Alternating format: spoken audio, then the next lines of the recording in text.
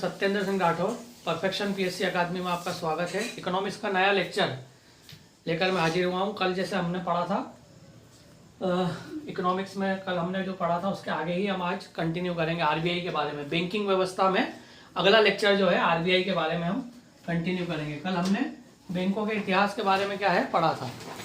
तो सबसे पहले हम देखेंगे आरबीआई की स्थापना कब हुई। तो आरबीआई की स्थापना हुई, एक कमीशन बैठा था जिसका की नाम था Hilton young commission. Hilton young commission, इसने एक अनुशंसा की कि केंद्रीय बैंक होना चाहिए, सेंट्रल बैंक होना चाहिए, जो कि सभी बैंकों पर क्या कर सके, नियंत्रण कर सके। तो हिल्टन यंग कमीशन की अनुशंसा पर क्या हुई है, आरबीआई की क्या हुई, स्थापना हुई। कब हुई? आरबीआई की स्थापना हुई 1 अप्रैल 1935 में हुई है। लेकिन एक एक्ट बना था आरबीआई एक्ट 1934। उस एक्ट के तहत 1 अप्रैल 1935 में आरबीआई ने क्या किया, काम करना शुरू किया। इसके जो पहले गवर्नर थे वो कहलाए, उनका नाम था सर ऑसबोर्न स्मिथ, जो कि पहले गवर्नर थे। जैसे शक्तिकांत दास जैसे वर्तमान गवर्नर है, इसी प्रकार सबसे पहले गवर्नर कौन थे, सर ऑसबोर्न स्मिथ। फिर आगे चलकर 1949 में आरबीआई का क्या किया गया, नेशनलाइजेशन किया गया, अर्थात राष्ट्रीयकरण किया गया। सरकार ने इसे अपने अंडर में ले लिया। और उस समय इसके जो गवर्नर थे वो थे सीडी देशमुख। सीडी देशमुख इसके क्या थे, अध्यक्ष थे। तो पहले अध्यक्ष थे सर ऑसबोर्न स्मिथ, नेशनलाइजेशन के समय अध्यक्ष थे सीडी देशमुख, और वर्तमान है शक्तिकांत दास। अब वर्तमान क्या है, गवर्नर है। आरबीआई की जब 1935 में स्थापना हुई थी तो इसकी कुल जमा पूंजी 100 करोड़ रुपए थी। 100 करोड़ रुपए थी, और 100 रुपए के जो है शेयर जारी करके क्या किया गया था, आरबीआई को क्या किया गया था, स्टेब्लिश किया गया था। 100 करोड़ इसकी जमा पूंजी थी टोटल, और 100 रुपए के शेयर जारी करके आरबीआई का क्या हुई, स्टेब्लिशमेंट 1935 में हुई। तो आरबीआई के क्या काम करता है, तो आरबीआई का काम क्या है, तो आरबीआई का सबसे महत्वपूर्ण जो काम होता है वो होता है, आरबीआई जो है बैंकों का क्या है, बैंकर्स है। अर्थात जैसे कल हमने पढ़ा था कि भारत में 12 जो है नेशनलाइज बैंक है। इसके पहले होते थे 27 होते थे, उसके पहले 20 होते थे, उसके पहले 14 होते थे। वर्तमान में नेशनलाइज बैंकों की संख्या कितनी है, 12 है। तो जितने भी नेशनलाइज बैंक है भारत के, उन सब बैंकों को पैसा कौन देता है, आरबीआई देता है। अर्थात उनके पास पैसा कहाँ से आता है, आरबीआई से आता है। अर्थात बैंकों का क्या है, वो बैंकर्स है। अर्थात आरबीआई जो है बैंकों का बैंकर्स कहलाता है। अर्थात बैंकों को साख की व्यवस्था, क्रेडिट की व्यवस्था किसके द्वारा की जाती है, आरबीआई के द्वारा की जाती है। अर्थात जब भी बैंक को आवश्यकता होती है पैसों की, तो वह आरबीआई से क्या होता है, पैसा ले लेता है। आरबीआई एक न्यूनतम दर पर, जिसे बैंक रेट कहते हैं, उस रेट पर नेशनलाइज बैंकों को क्या करती है, पैसा उपलब्ध कराती है। तो ये काम हो गया किसका, बैंकों का क्या होता है, बैंकर्स होता है। सरकार का भी क्या होता है, बैंकर्स होता है। सरकार की जितनी भी टैक्स के रूप में संचित निधि होती है वो आरबीआई के पास ही जमा होती है, जिससे समय समय पर सरकार क्या करती है, पैसा लेती है। और सरकार के पास जब पैसा खत्म हो जाता है तो ओवरड्राफ्ट के रूप में भी आरबीआई क्या करवाती है, उसे पैसा उपलब्ध कराती है। अर्थात सरकार के पास पैसा नहीं भी है तो आरबीआई क्या करेगी, उसे ओवरड्राफ्ट के रूप में वेज एंड मीन्स अलाउंस के रूप में क्या करती है, 90 दिन के लिए क्या करती है, पैसा उपलब्ध कराती है। तो सरकार का भी बैंकर्स है। अर्थात सरकार संचित निधि का पैसा भी आरबीआई के पास जाता है। इसके अलावा सरकार को यदि और पैसे की आवश्यकता पड़ गई तो वेज एंड मीन अलाउंस जो होता है उसके तहत आरबीआई क्या करता है, सरकार को 90 दिन का क्या देता है, ऋण देता है। 90 दिन का ऋण एडवांस में दे सकता है, भले सरकार के पास पैसा हो या ना हो। तो ये सरकार का बैंकर्स भी कहलाता है, बैंकों का बैंकर्स भी कहलाता है। इसके अलावा आरबीआई का काम क्या है, नोटों को छापना।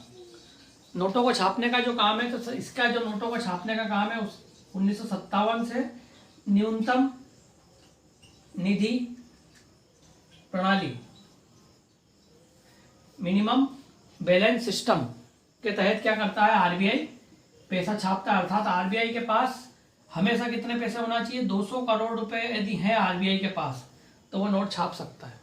200 करोड़ रुपए यदि न्यूनतम है उसके पास, जिसमें से 115 करोड़ का क्या होता है, गोल्ड होना चाहिए आरबीआई के पास, और 75 करोड़ की क्या होना चाहिए, विदेशी मुद्रा अर्थात डॉलर होना चाहिए उसके पास। ऐसी स्थिति में 200 करोड़ रुपए न्यूनतम को रखकर कितनी भी मुद्रा क्या कर सकता है, छाप सकता है। तो आरबीआई क्या करता है, जितने भी नोट छापने का काम न्यूनतम निधि प्रणाली के माध्यम से करता है। 1 रुपए के नोट को छोड़कर सभी नोटों पर आरबीआई गवर्नर के क्या होते हैं, साइन होते हैं। अब 1 रुपए के नोट पर क्यों नहीं होते हैं, क्योंकि 1 रुपए के नोट जो है वो अंग्रेजों के ज़माने से चला आ रहा है। सेकंड वर्ल्ड वॉर जब हुआ था तो सेकंड वर्ल्ड वॉर के समय पहले जो 1 रुपए का नोट की जगह 1 रुपए का चांदी का सिक्का हुआ करता था, तो चांदी की भारत में क्या हो गई, कमी हो गई। तो 1917 में ब्रिटिश सरकार ने इंग्लैंड से क्या किया, 1 रुपए के जो है नोट आयात किए। तो जब से 1 रुपए के जो नोट हैं वो चलन में है।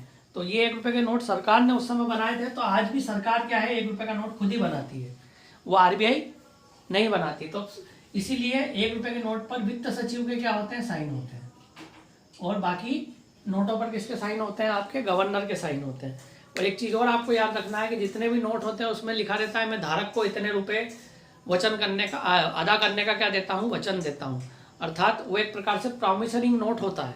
दूसरे नोट जितने भी हैं 2 रुपये से लेकर 2000 तक के जो नोट है वो प्रॉमिसिंग नोट है। अर्थात धारक के पास हैं तो आरबीआई उसके एवज में क्या देने को उतनी ही कीमत का सोना देने के लिए क्या है, बाध्य है। जैसे 2000 का नोट है तो 2000 का सोना देने के लिए क्या है, बाध्य है आरबीआई।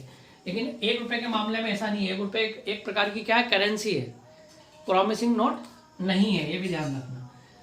और एक भी चीज और ये भी याद रखना, जितने भी नोट होते हैं तो उसमें एक चांदी का तार होता है जैसा सा लगा होता है सभी नोटों में, जबकि 1 रुपए के नोट में किसी प्रकार का चांदी का तार नहीं होता। ना ही इसमें धारक को 1 रुपये अदा करने का क्या दिया जाता है, वचन दिया जाता है। इस पर वित्त सचिव के क्या होते हैं, साइन होते हैं। और उस पर आपके किसके साइन होते हैं, गवर्नर के साइन होते हैं। 1 रुपये का जो नोट है 1917 में बना, 1926 में फिर इसका उत्पादन क्या हो गया, बंद हो गया।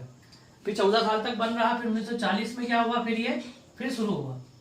1940 में फिर शुरू हुआ। फिर ये 1994 में जाकर क्या हो गया, फिर वापस क्या हो गया, बंद हो गया।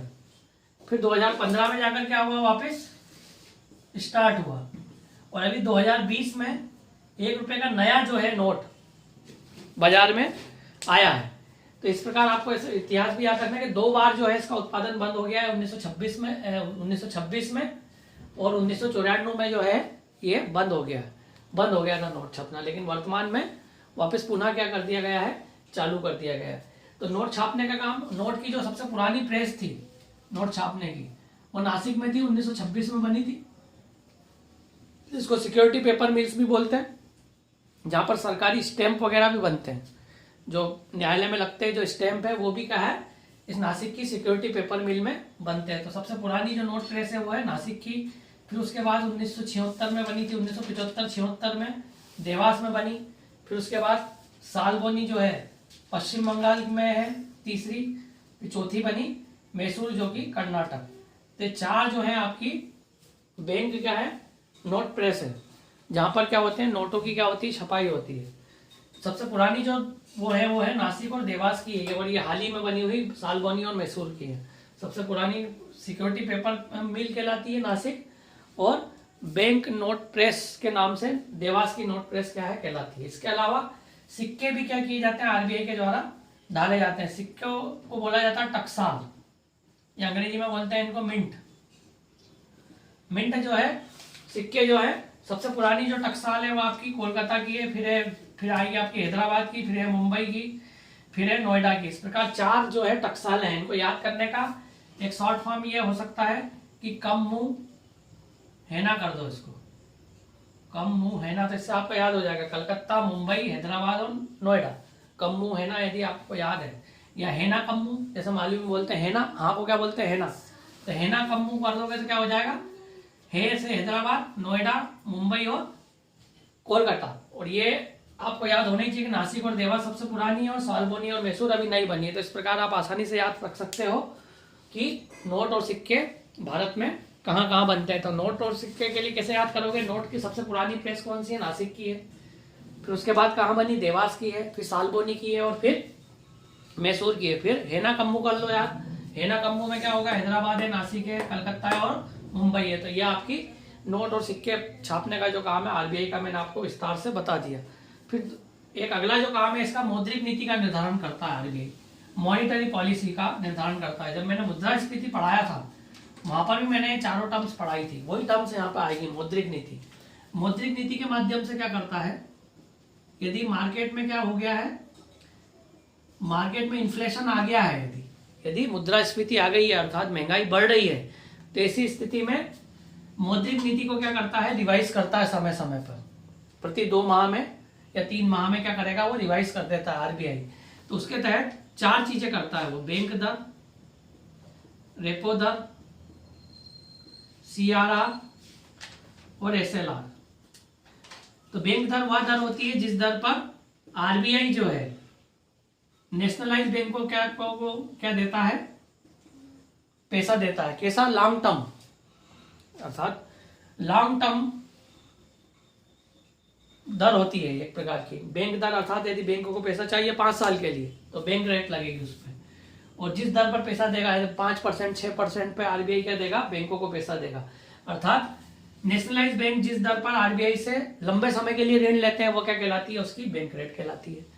कम समय के लिए जो लेते हैं जब नेशनलाइज बैंक आरबीआई से पैसा, तो ये क्या कहलाएगी, ये कहलाएगी आपकी रेपो रेट कहलाएगी। अर्थात नेशनलाइज बैंक अल्पकालिक आवश्यकताओं की पूर्ति के लिए जब आरबीआई से क्या लेते हैं, ऋण लेते हैं, तो वो क्या कहलाती है, रेपो रेट कहलाती है। और जब दीर्घकालिक आवश्यकताओं की पूर्ति के लिए लेते हैं तो वो क्या कहलाती है, आपकी बैंक रेट कहलाती है। फिर आती है आपकी सीआरआर।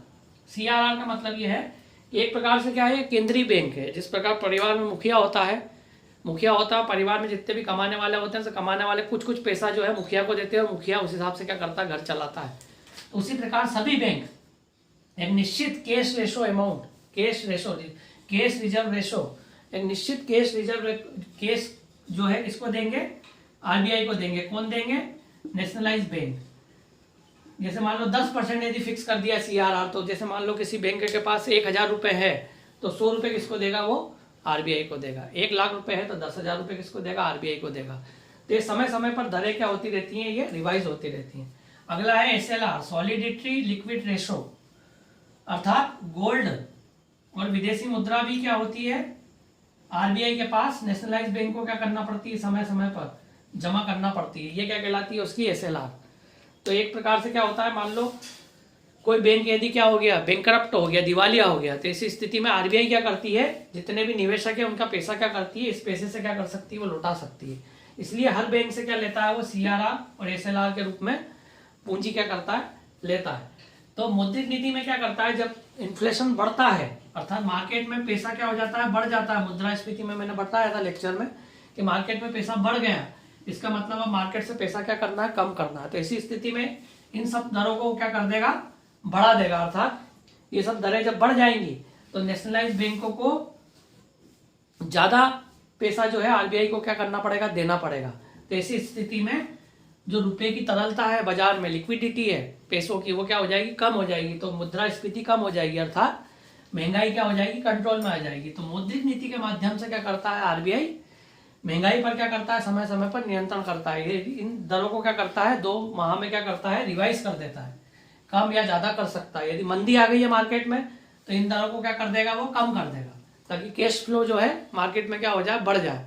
और यदि इन्फ्लेशन आ गया तो इन दरों को क्या कर देगा, वो बढ़ा देगा। इसके अलावा एक और होता है रिवर्स रेपो रेट। कई बार क्या होता है कि आरबीआई को भी पैसे की आवश्यकता पड़ सकती है अल्पकालिक कामों की पूर्ति के लिए। अल्पकालिक है, कुछ समय के लिए पैसा चाहिए आरबीआई को, तो नेशनलाइज बैंक क्या करते हैं, आरबीआई को क्या करते हैं, पैसा देते हैं। तो ये आपका क्या कहलाता है, रिवर्स रेपो रेट कराता है। अर्थात आरबीआई को अल्पकालिक आवश्यकताओं की पूर्ति के लिए जब नेशनलाइज बैंक क्या करते हैं, पैसा देते हैं, तो यह स्थिति क्या कहलाती है, रिवर्स रेपो रेट के नाम से जानी जाती है। तो ये जो रिवर्स रेपो रेट है, इसका इन्फ्लेशन से कोई लेना देना नहीं है। इन्फ्लेशन से लेना देना इन 4 चीजों का है, bank rate, repo rate, CRR और एसएलआर। तो ये मैंने आपको सब चीजें बता दी। इसके अलावा आरबीआई का एक सबसे महत्वपूर्ण काम और है कृषि साख की व्यवस्था करना, यानी किसानों को क्रेडिट या पैसे की व्यवस्था करना बैंकों के माध्यम से। जैसे नाबार्ड का नाम सुना होगा आपने, क्षेत्रीय ग्रामीण विकास बैंक का नाम सुना होगा आपने, सहकारी बैंक का नाम सुना होगा। ये एक अलग लेक्चर रहेगा, इसको हम अलग से पढ़ेंगे। अर्थात आरबीआई का जो कृषि शाख वाला जो भाग है उसको हम अगले लेक्चर में क्या करेंगे, कंटिन्यू करेंगे। तो आज मैंने आपको बता दिया कि आरबीआई क्या काम करता है। आरबीआई अर्थात सरकार का बैंकर्स है, बैंकों का बैंकर्स है, मॉनेटरी पॉलिसी बनाता है, नोटों को क्या करता है, छापता है। नोटों में सिक्कों को छापने का काम कहाँ है? तो सिक्कों को छापने के लिए मैंने एक फार्मूला भी बता दिया, हेनी कम्मू। हेनी कम्मू का मतलब ये होगा कि हैदराबाद, नोएडा, कोलकाता और मुंबई। और नोट प्रेस की बात आएगी तो सबसे पुरानी नोट प्रेस आपकी नासिक की सिक्योरिटी मिल, उसके बाद देवास में बनी, और जो नई बनी है अभी सालबोनी पश्चिम बंगाल, और मैसूर टीपू सुल्तान वाला मैसूर जो कि कर्नाटक में है। तो ऐसी 4 आपकी नोट प्रेस है, और बाकी ये टकसाल है। 1 रुपए का जो नोट होगा उस पर कौन साइन करेगा? उस पर वित्त सचिव साइन करेगा। ये कब से बनना चालू हुआ? 1917 से। सेकंड वर्ल्ड वॉर में चांदी की कमी पड़ गई थी, तो इंग्लैंड से 1 रुपए का नोट क्या होता था? बनकर आता था। तो जब से सरकार इसे बनाती है तो ये परंपरा आज तक चालू है। अर्थात ये एक प्रकार से प्रॉमिसिंग नोट नहीं है, अर्थात सरकार 1 रुपए के नोट के बदले में उतना सोना देने के लिए बाध्य नहीं है जितने दूसरे नोटों के बदले में है। वो प्रॉमिसिंग नोट होता है, ये प्रॉमिसिंग नोट नहीं है। तो ये सब चीजें मैंने आपको आरबीआई के बारे में बताई, अत्यंत महत्वपूर्ण, जो कि सभी प्रतियोगी परीक्षाओं के लिए क्या है? महत्वपूर्ण है। ज़्यादा से ज़्यादा लेक्चर को क्या कीजिए? सब्सक्राइब कीजिए, लाइक कीजिए, ताकि सभी बच्चों को इसका लाभ मिले। धन्यवाद। जय हिंद।